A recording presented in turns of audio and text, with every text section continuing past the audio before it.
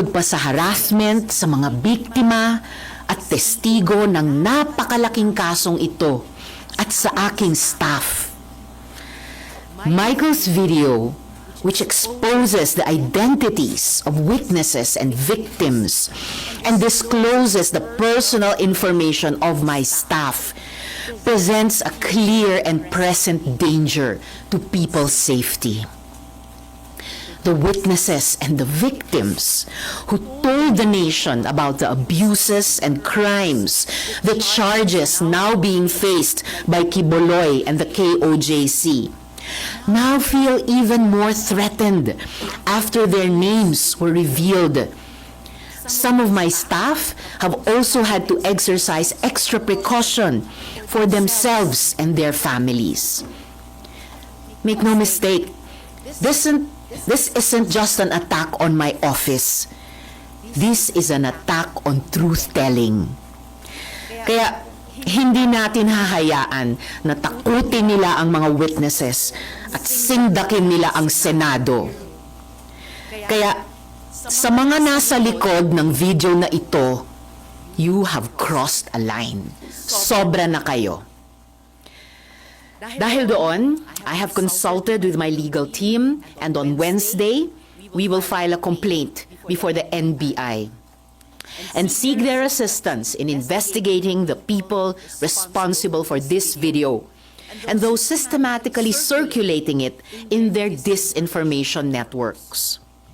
This is only step one, and we will take further decisive action, including the filing of criminal complaints. Para sa mga testigo at biktima at para sa Senado, maniningil kami ng hustisya. Now, last week, I promised na ilalabas namin ang mga ebidensya na patunay na nagsisinungaling siya. Si Michael ang paulit-ulit na lumapit sa aking opisina. Hindi siya tinakot, hindi siya pinilit. Siya ang naghabol sa amin para magpahayag ng kanyang panig. Narito ang mga resibo. Noong December 14, 2023, he emailed my office. Sabi niya, quote, "Dati rin po akong worker ni Pastor Quiboloy. Tumiwalag dahil sa pang-aabuso at pananakit. Ngayon lang nagkaroon ng lakas ng loob dahil na rin sa takot. Baka ipapatay ako." Close quote. Taliwas yan sa sinasabi niyang nakumbinsi daw siya na tumestigo para mabayaran.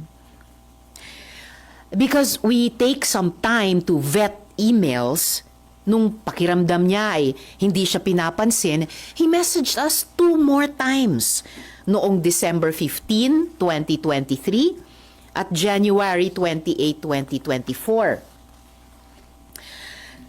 Nasaan dyan ang pinilit? Muli, siya ang una at paulit-ulit na lumapit. He freely and voluntarily offered his testimony and assistance. Pangalawa, inutusan daw si Michael na idamay at idagdag sa testimonya niya si dating Pangulong Duterte at VP Sara Duterte.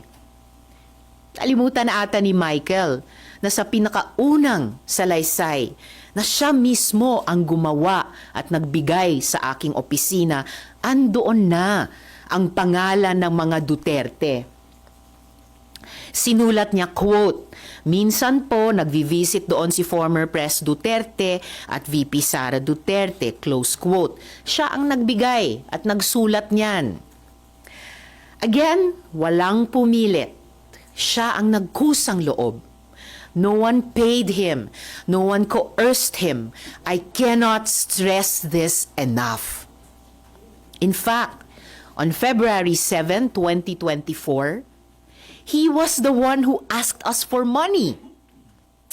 Quote, "I just want to ask if her office give a financial assistant. I want to buy a new laptop." Close quote. Malinaw ang sagot namin sa kanya. Our office has a strict policy of not providing financial assistance to potential witness and witnesses. He knew that. And yet now, on video, he claims we gave him 1 million pesos. That is a lie. And he knows it.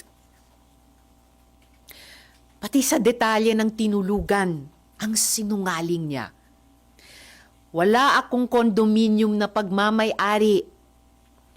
Michael wasn't staying at one place. Inililipat siya sa iba't ibang safe house na inayos katulong ang religious groups at civil society dahil na rin sa sinabi niyang banta sa kanyang buhay. Again, mga kasama, he was moved between safe houses because he was afraid that his life was in danger. This is our system of coordinating witness safety since the Duterte years. Kung may nagbayad kay Michael, di ako magtataka kung KOJC yan. Noong February 22, 2024, umamin si Michael sa aming opisina na kinukumbinsi daw siya ng mga kakilala sa KOJC para mag-recant o magbumawi sa hearing. Sumbong niya, quote, "Mag-recant daw ako para mapahiya si Senrisa, especially daw yung mga nakita ko sa mga Duterte. Bibigyan daw ako ng malaking pera, itatago daw ako, at bibigyan ng magaling na abogado," close quote. Yung inaakusa nila na pagbabayad at pagtatanim ng witness, mukhang sila ang gumagawa. So, sino talaga ang may modus? I also want to note na nag-reach out sa amin yung ilang testigo pa sa Kibuloy hearing at sinabi na handa silang patunayan na hindi sila binayaran para tumestigo. Remember that Michael is only one of 14 witnesses na hindi nga siya ang star witness. Michael also claims that I threatened him. Yet, on June 22 and 23, 2025, just this month, just last week, Michael was the one frantically messaging my staff. Sabi niya, quote, "Help me, kinidnap ako at tinatakot ako ng kingdom. Dito ako kinulong sa Glory Mountain. Send rescue now," close quote. We took his messages seriously. We forwarded them to the PNP in Davao for immediate action. At noong kumikilos na ang PNP, biglang lumabas ang video.